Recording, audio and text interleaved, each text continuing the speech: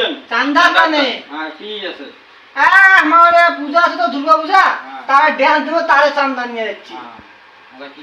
ও হ হ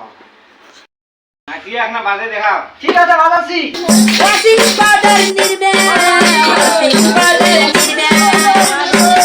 গাওর হাওয়া পানি ও জানোই হব যে হলনি আবার উঠে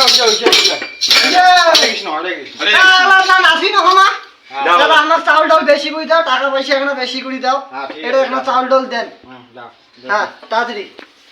চাল করবেন